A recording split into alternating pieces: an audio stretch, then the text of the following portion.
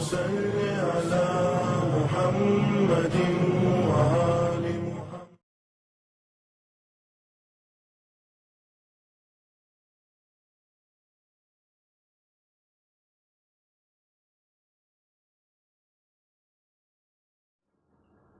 اعوذ باللہ من الشیطان اللعین الرجیم، بسم اللہ الرحمن الرحیم، اللہم صلی علی محمد وآل محمد وعجل فرجہم۔ محترم ناظرین و سامعین، السلام علیکم ورحمۃ اللہ وبرکاتہ۔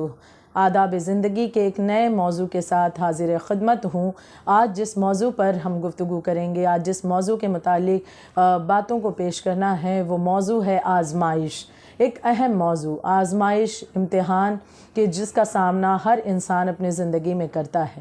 اللہ نے بے شک ہم انسانوں کو اشرف المخلوقات قرار دیا اور اس دنیا میں جب بھیجا تو بے شمار نعمتیں، بے شمار اس کی رحمتیں ہم تک پہنچ رہی ہیں، اور وہ تمام نعمتیں، وہ تمام رحمتیں، وہ تمام لذتیں، وہ آرام و آسائش کی زندگی کو جب ہم دیکھتے ہیں تو بعض اوقات ہونا تو یہ چاہیے کہ وہ تمام چیزوں کو دیکھ کر زیادہ سے زیادہ انسان خدا کا شکر گزار بن جائے، وہ زیادہ تر پروردگار عالم کی جانب اس کا دل اور زیادہ متوجہ ہو جائے۔ لیکن بعض اوقات ایسا بھی ہوتا ہے کہ ایمان کی کمی کی وجہ سے کہ انسان جب ان تمام آرام و آسائش کو پاتا ہے، اور اگر ایک لمحہ ایسا آتا ہے کہ ان آرام و آسائش میں سے کچھ اگر اس کی زندگی سے دور ہوتی ہوئی نظر آتی ہیں، مثلاً اسے مال کا مسئلہ آ گیا کہ مال کے معاملے میں اتار چڑھاؤ وہ زندگی میں دیکھ رہا ہے، یا اولاد کا مسئلہ آ گیا، یا کوئی اور مسائل ہیں، کچھ اتار چڑھاؤ زندگی کے، کچھ امتحانات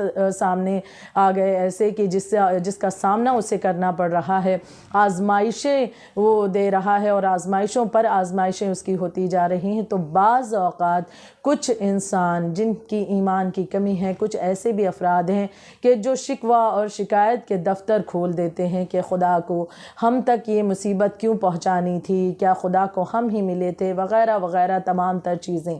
تو لہٰذا ایک اہم موضوع کہ جس کے ماتحت ہر انسان کو متوجہ ہونے کی ضرورت ہے کہ آزمائش اور امتحان، اس سے کوئی انسان بچ نہ سکا، کبھی چھوٹی آزمائش ہو یا کبھی کسی لحاظ سے بڑھ جاتی ہے، آزمائشیں، امتحانات بڑھ جاتے ہیں، تو لہٰذا لیکن اس کے پیچھے بھی اللہ کی حکمت ہے، ایک راز ہے، کیونکہ یہ آزمائش بھی خدا ہر ایک کی نہیں لیتا، ہر ایک کی آزمائش وہ نہیں لے رہا ہے، ہر ایک کا امتحان نہیں لے رہا ہے، بلکہ جسے اس قابل وہ سمجھتا ہے لہٰذا اس کا امتحان لیتا ہے۔ لہٰذا اگر ہم اس دنیا کی زندگی میں دیکھیں تو ہم پاتے ہیں کہ جب مشکلات ہماری زندگی میں آتے ہیں اور پریشانیاں آنا شروع ہوتی ہیں، اس کے بعد بھی اگر ہمارا قلب، ہمارا دل اللہ کی جانب متوجہ ہے، ہم اس کے بعد بھی خدا کی طرف سے غافل نہیں ہو رہے، تو یہ ایک بہترین علامت ہے کہ دراصل وہ آزمائش، وہ امتحان جو ہے اس کے ذریعے پروردگار عالم ہمارے مقام کو بلند کر رہا ہے، کیونکہ یقیناً خداوند عالم جو ایمان والے ہیں انہیں ٹیسٹ کرتا ہے، انہیں پرکھتا ہے، انہیں جاننے کی کوشش یقیناً خدا چاہتا ہے کہ انہیں جانے کہ وہ اس کا ایمان کیسا ہے، کہ اگر میرا یہ بندہ یہ مشکل کا سامنا کرتا ہے تو کیا یہ ان مشکلات کے ماتحت جو ہے مجھ سے شکوہ کرے گا، یا ان مشکلات کے بعد، ان آزمائشوں کے بعد یہ میرے اور قریب ہونے لگے گا، عبادتیں اس کی زیادہ ہو جائیں گی، اس کے شکر میں اور زیادہ اضافہ ہو جائے گا۔ تو اگر یہ معاملات ہیں تو یقیناً اس آزمائش کے ذریعے اللہ نے اسے ایک بہترین موقع اس انسان کو دیا خود کی طرف متوجہ ہونے اور خود کی طرف یعنی خدا کی جانب قربت اختیار کرنے، خدا کے قریب ہونے کا۔ یہاں پر ایک جملہ اور کہنا چاہوں گی کہ بے شک قرآنی آیتیں اور احادیث کے ذریعے سے ایک نچوڑ اگر نکالا جائے کہ بے شک امتحان اللہ جو لیتا ہے ایمان والوں کا لیتا ہے، یقیناً جو ایمان میں جتنا زیادہ قوی ہوگا، ایمان جس کا جس قدر اعلیٰ ہوگا، اسے امتحانات بھی اس قدر ہی دینے پڑیں گے، کیونکہ ایک ایسا انسان جس کے ایمان میں بہت کمی ہے، خدا اسے اس قابل بھی نہیں سمجھتا کہ اس کا امتحان لیا جائے، اسے آزمائش کے دور سے گزارا جائے۔ اچھا، یہ جو مصیبتیں ہم تک پہنچتی ہیں، یہ بھی ایک سوال اکثر ذہنوں میں آتا ہے کہ جو مصیبتیں ہم دیکھتے ہیں، جو مصیبتیں ہم تک پہنچتی ہیں، یہ مصیبتیں دراصل آزمائش ہے یا سزا ہے، یہ کیا ہے، کیسے اسے جانیں؟ اس کے لیے ایک بہترین شناخت ہے کہ اگر کوئی مصیبت آنے کے بعد انسان کی عبادتوں میں اور زیادہ اضافہ ہو جائے، کسی مصیبت کو دیکھنے کے بعد اس کا سامنا کرتے ہوئے اگر انسان اپنے رب سے اور قریب ہو جاتا ہے، کبھی دعاؤں کے ذریعے، کبھی عبادت کے ذریعے، کبھی شکر الہی کے ذریعے، کبھی صبر کے ذریعے، تو اس کے معنی یہ ہیں کہ یہ آزمائش ایسی ہے کہ جو اسے خدا سے قریب کر رہی ہے، اسے کنیکٹ کر رہی ہے اس کے رب سے، اسے جوڑ رہی ہے۔ لیکن اگر کسی آزمائش کے بعد، کسی امتحان کے بعد بندہ اپنے رب کی عبادت سے غافل ہو گیا، وہ خدا کی عبادت سے دور ہو جاتا ہے اور خدا سے شکوہ کرتا ہے، شکایتیں کرتا ہے، کفر کہنا شروع کرتا ہے، تو لہٰذا اس کے معنی یہ ہیں کہ ایک سزا ہے جو اس پر نازل ہوئی ہے۔ یہاں پر ایک اور بات کا ذکر کرنا چاہوں گی کہ بڑے بڑے امتحانات یقیناً جو ایمان والے ہیں انہیں زیادہ دینے پڑتے ہیں۔ کسی نے ایک مرتبہ ایک سوال حضرت محمد مصطفیٰ صلی اللہ علیہ وآلہ وسلم سے پوچھا، حبیب خدا سے پوچھا، خاتم الانبیاء سے کسی نے سوال پوچھا کہ یا اللہ کے رسول، ہمیں یہ بتائیے کہ سب سے سخت امتحان کس کا ہوتا ہے، سب سے زیادہ سخت امتحان کس کا ہے؟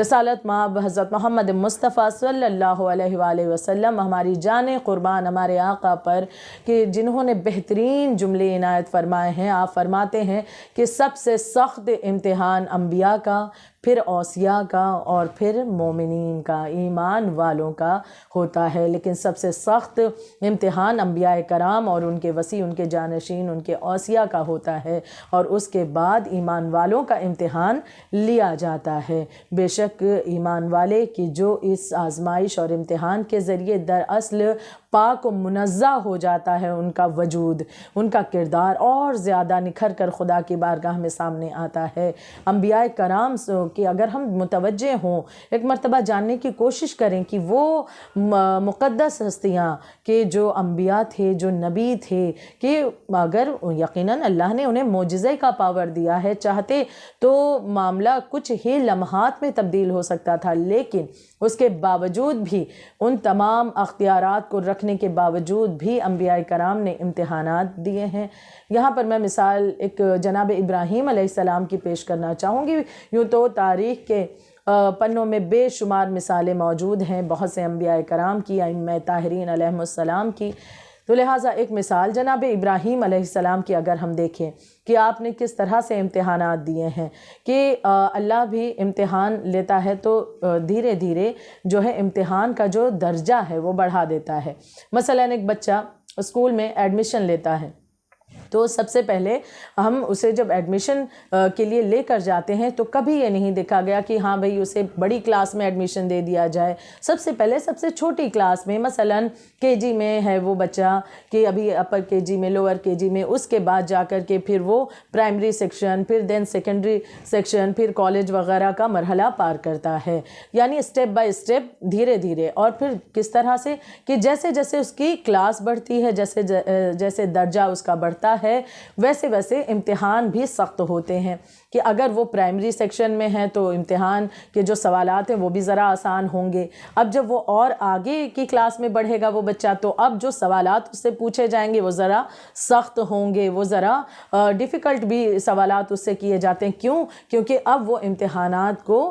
پار کرتا ہوا آگے کی منزلوں کو طے کر رہا ہے۔ اب اگر ہم مثال جناب ابراہیم علیہ السلام کی دیکھیں کہ جو ہر انسان کے لیے ایک بہترین مثال ہے، کہ جناب ابراہیم علیہ السلام نے کتنے بہت سارے امتحانات دیے، جس میں 3 اہم امتحان آپ کے پائے جاتے ہیں: جان کا امتحان، مال کا امتحان اور اولاد کا امتحان۔ اگر کسی انسان پر کوئی وقت آ جائے، اللہ نہ کرے، خدا نہ کرے، کوئی مسئلہ آن پڑے، تو انسان اپنے مال کو قربان کر دیتا ہے کہ مال دے دیا جائے۔ اگر مال دے کر بھی مرحلہ نہ حل ہو تو انسان اپنی جان کو بھی قربان کر دیتا ہے۔ اگر اس کے ذریعے بھی مرحلہ حل نہ ہو تو انسان جتنی قوت ہو سکتی ہے کہ ان چیزوں کو،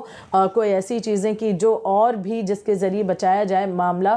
صحیح ہو جائے، اس چیز کو قربان کرے گا۔ لیکن اپنی اولاد کی بات اگر آ جائے تو انسان پیچھے ہٹ جاتا ہے کہ میری اولاد بچ جائے، بھلے مال چلا جائے، بھلے میری جان چلی جائے، بھلے تمام تر چیزیں مجھ سے چھین لی جائیں، لیکن میری اولاد کو خدا محفوظ رکھے، وہ بچ جائے۔ لیکن امتحانات ہم دیکھیں انبیاء کرام یا ائمہ طاہرین علیہ السلام کہ جب امتحان کی منزل پر آتے ہیں تو اپنے مال کو بھی قربان کیا ہے، اپنی جان کو بھی قربان کیا ہے، اور اولاد کو بھی قربان کرنے سے پیچھے نہیں ہٹے ہیں۔ ہم اگر مثال دیکھیں جناب ابراہیم علیہ السلام کہ آپ کو آگ میں پھینکا گیا، لیکن آپ کو خدا پر وہ اعتماد ہے، وہ بھروسہ ہے کہ آپ جانتے ہیں، اور دعا بھی یقیناً خدا سے ہے کہ خدا یقیناً بچانے والا ہے، پورا اعتماد، پورا بھروسہ اس امتحان کی منزل پر کہ منجنیق سے نکل چکے ہیں اور آگ میں گرنے والے ہیں، لیکن اب بھی خدا کی طرف پوری طرح سے متوجہ ہیں، خدا کی جانب کہ میرا رب جو ہے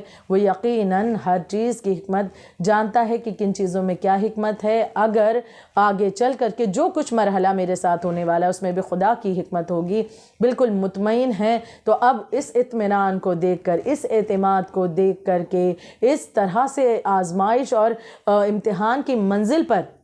جناب ابراہیم علیہ السلام کو بالکل صحیح پا کر خدا نے اس آگ کو گلزار بنا دیا۔ دوسرا امتحان ہم مال کا دیکھیں کہ جب